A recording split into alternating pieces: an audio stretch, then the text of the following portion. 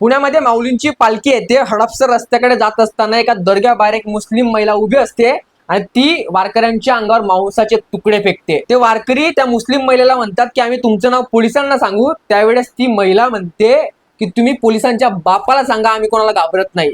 एवढी ताकद या लोकांमध्ये येते कस काय?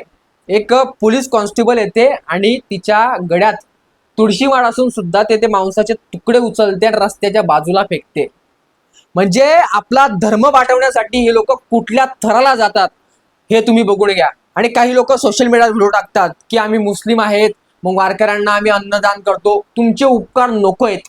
आणि सर्व हिंदूंना विनंती आहे की तुमचं कुठलं जर शुभ कार्य असेल, तुमचा उपवास असेल, तर या लोकांकडून खरेदी करू नका. आणि याबद्दल कुठलंच मीडिया, कुठलाच सोशल मीडिया इन्फ्लुएन्सर बोलायला तयार नाहीये. वारकरी संप्रदाय असा संप्रदाय ज्याच्यामध्ये लहानांपासून मोठ्यांपर्यंत सर्वांना माऊली म्हटलं जातं आणि प्रत्येकाचे पाय पडले जातात. या संप्रदायामध्ये कोणीच लहान मोठा नसतो आणि कोणीच वारीमध्ये जात असताना कुठलंच हे पीच देत नाही, कोणाच्या भावना दुखावतील असं काम करत नाही. मग या लोकांमध्ये ही ताकद येते कस काय आणि ही मानसिकता कितपर्यंत या भारतामध्ये राहणार आहे, हा प्रश्न आहे मला त्या सर्व सेक्युलर हिंदूंना.